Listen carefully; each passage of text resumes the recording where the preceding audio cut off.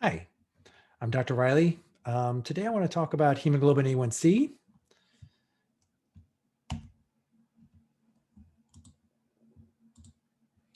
So the hemoglobin A1c is a test that doctors use to measure how much sugar someone has in their blood. And it's kind of a unique kind of test. So I have a picture here of a red blood cell. It's supposed to be like a red blood cell. Red blood cells don't really look like this, right? Because for one, they're red usually. And these little purple balls are supposed to be sugar. And you see, like normally, people don't have too much sugar kind of attached to their red blood cell. I sort of think of it as like a donut, right, where it has like these granulated pieces of sugar on the outside. And normally, our little donuts are usually not supposed to be too sugary, but for some people, they're pretty sugary. And then if they're a little bit sugary, we call them pre-diabetic, but if they're very sugary, we call them diabetic. So in a way, it's just a measure of how many of these little purple balls that you actually see attached to the red blood cells. And the problem is that when these little purple balls kind of attach to the hemoglobin, yeah, they inactivated it, right? So it is actually a sign of like of aging in a way, right? And nothing that gets, you know, glycosylated, which means sugar bound to it, actually works very well. So, certainly we know that this is a sign that the person is sick. So we measure it, right? And we measure it, especially in our kids who are popping up, overweight. And it is the kind of thing that, unfortunately, anybody that has diabetes knows that diabetes is bad for literally every organ inside your body. So we try to prevent it, especially in people who are younger, which part of the reason why I wanted to do this video today is because I just had someone who's like 10 years old who has prediabetes. And this is not good, right? I've seen kids 4 years old who are pre-diabetic, right? And this is craziness, right? So we have to make sure that this doesn't happen, right? So this is always one of the questions, right? Because I'll have patients, they come to see me and they'll say, doc, not for nothing, the doc told me that my fasting sugar was fine. How could I have the hemoglobin A1c? And yeah, when we check your sugar, right, we tell you don't eat anything, right? And then we look to see what is your sugar. So that should be the lowest your sugar is, because it's after you had been sleeping and you didn't eat anything. So usually your sugar should be fairly low. Now, if it's high, that's also bad, right? But what we've learned is that some people, their sugar can be fairly high after they have meals. It can go actually fairly high, and then and this is actually going to make the hemoglobin fairly sugary. So this is what gets us into trouble. So that they've developed this kind of test, the hemoglobin A1c. So yeah, if your fasting sugar is in a normal range, this is great, but it doesn't mean that you're not pre-diabetic, right? So yeah, every kid when they wake up, their fasting sugar should be in a normal range, right? If it's not in a sugar range, then to tell you the truth, I have a panic attack, and I make sure that they come in and get their sugar checked, right? So when we look at the numbers, we're looking at different things. So normally the dividing line between being pre-diabetic and diabetic is 5.7 and 6.5, right? So if you have 6.5, your hemoglobin A1c, then we say you're diabetic. If you have 5.7 or above, then we're in a pre-diabetic kind of range. Remember, these are just lines in the sand, right? These lines don't really mean too much. It's not like somebody who's 5.6 is like golden, right? Or somebody who's 6.4, they're not really in big trouble. They have to draw a line somewhere, right? And the the better your hemoglobin A1c, I would say that the healthier that you are. So I advise everybody to know their numbers, right? And to make sure that they're as healthy as they possibly can be. But certainly doctors, we do more things, right? When I have a kid who is younger and who's diabetic, I'm all over them, right? I'm seeing them all the time. I need to make sure that that stuff goes away.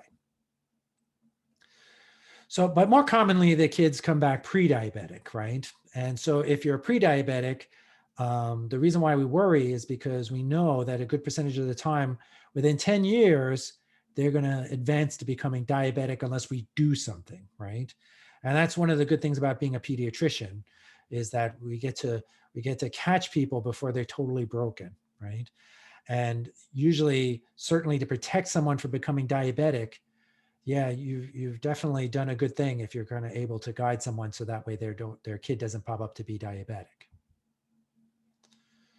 And for those of you who don't know, diabetes, yeah, can affect literally almost every organ system in your body. And certainly, one of the things that we worry about are things like, for example, getting a stroke. Right? My dad had a stroke when he was my age, and I would say that it was never normal again. Right? He never walked. That was the last day he ever walked. Right? So it is a thing that that kind of stuff scares the bejesus out of me, right? So I would say that we need everybody to be very careful about this kind of stuff, because it is the kind of thing people will get themselves into big trouble, and then like once they have end stage kidney disease, I mean, we could change our diet then, but it's not going to do a whole heck of a lot. So all right, so you scared the life out of me. What should I do now, right? That I'm pre-diabetic or that my kid is pre-diabetic, right? Um, so you see this food pyramid, and basically what we want you to do is to eat the things on the bottom of the pyramid, and avoid the things that are at the tippy top, right? So certainly, usually, actually, probably the most important thing is not even on this pyramid is sugary drinks, right?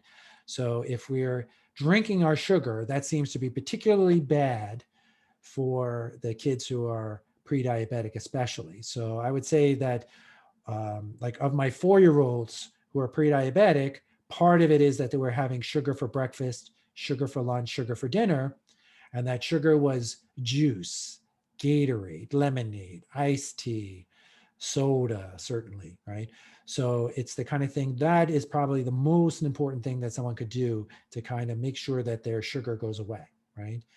And then certainly the second thing is usually avoiding especially processed grains, because they seem to be the things that get us into trouble. So yeah, so and then once you know you're pre-diabetic, make sure that you get checked, right? You know, this is a thing that I see, is that the kids who pop up pre-diabetic, unless we have a plan to recheck the bloods, people tend to forget about it, right? But this is an urgency, right? This is a thing where when you come up pre-diabetic, we have to make sure that it goes away. So we're going to check it in 3 or 4 months, right? Your red blood cells tend to live about 4 months. So every 4 months, you have a whole new population of red blood cells. And so it's actually a good idea to recheck your blood every 3 or 4 months when you're pre-diabetic, to make sure you're doing things the way you're supposed to and that you're getting better, right?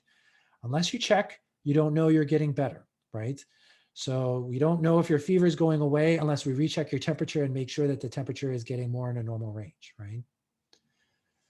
So usually my advice, because certainly I see kids for consults when they have this kind of stuff. If I have a 4-year-old, I'm all over them to make sure that their sugar gets better. And it's very simple, right? It's actually almost exactly how we cure almost every single medical problem. When we change their diet, we change their sleep, we change their activity level, right? So certainly a kid who's sedentary, it's very hard to get rid of their diabetes, right? Or their prediabetes. If they are not sleeping, usually you're burning your sugar mainly, when you're sleeping. We need to make sure that you're sleeping enough to make sure your hormone levels are all normal. And we need to make sure that the kids are eating the right kind of foods, because it's very hard to burn off all the sugar, right? They have this saying, you can't outrun a bad diet, right? And it is the kind of thing that if you're eating too much sugar, this is literally what's happening, right? You're eating too much sugar and it's kind of overflowing into your blood and you're getting yourself into trouble, right? So this is always one of the things that gets people confused, right? Because sugar and carbohydrates, one of the one of the best lectures I ever went to was by this guy. And, it is a thing, like even doctors, we didn't always really understand, right? So even though I feel a little bit guilty that, back in the day when I had all black hair, I didn't actually realize this, but, in fairness, nobody realized it, right? But when you're eating a bagel for breakfast, it literally is like you ate some Skittles, like you ate a bag of Skittles, right? So this is why people have such a big problem, right? Because they switch to bagels, or they're eating waffles, or they're eating pancakes, or they're eating oatmeal, and the more processed the grain is, the more likely it is to be exactly like candy. So you're eating dessert for breakfast, and then that's why the poor kid is at risk for getting diabetes, right? So this is horrible, right? So, but now we know the answer, right? So this is actually fine, right? So we make sure that they're not drinking sugar, and that for breakfast they're having things that don't have sugar, right? So they can have eggs no toast, right? This is how we cure the kids who are pre-diabetic, right? They can have some soup, they can have leftover dinner. I don't really necessarily care what they're eating, as long as they're eating things that don't have sugar for breakfast, especially, and usually right before they go to bed, because unfortunately some kids have a habit where they have something with sugar, like some pretzels, right before they go to sleep. And then that's very bad, because then that means that their sugar is going to be high while they're sleeping, right? Pretzels are pure sugar as well, right? I see some people, they get into this kind of idea that pretzels are okay because they're in a 100-calorie pack. 100 calories of Skittles is still eating Skittles, right? So yeah, so try to get the kid to eat more fruits and vegetables. Try to eat more, drink more water, and stay away from the processed grains, especially, right? Every time you eat a processed grain, you're raising your kid's blood sugar, and they're getting closer to having to see me and get put on metformin or a carbos or something like that, right? And yeah, if at first you don't succeed, try again, right? So it's the kind of thing that, see your doctor, right? You don't have to figure this out on your own, right? Your doctors are experts at this kind of stuff, right? So all we have to do is we just have to make a change, recheck the blood. If it's not where we need to be, fine, right? We actually learned something, then we'll recheck the blood again, and we'll keep rechecking the blood until we win, right? That's how it works. That's how we kick this. And then, if we can do this for every single person, and we start early before they're actually diabetic, yeah, you know what? A much healthier nation, right? And things like diabetes, the number one cause for blindness. I mean, I don't know what else to say to people to get them to be terrified of diabetes, but it is definitely something to be avoided, right? So yeah, so if we can all band together when you have prediabetes, I encourage people to tell everybody in their family that their kid has prediabetes, so that way they can help you, right? Because it's the kind of thing that certainly getting help with any kind of difficult problem just it makes life easier. And you never know, maybe they're suffering at the same time, and it'll actually be something that you guys can work together to defeat diabetes. Thank you.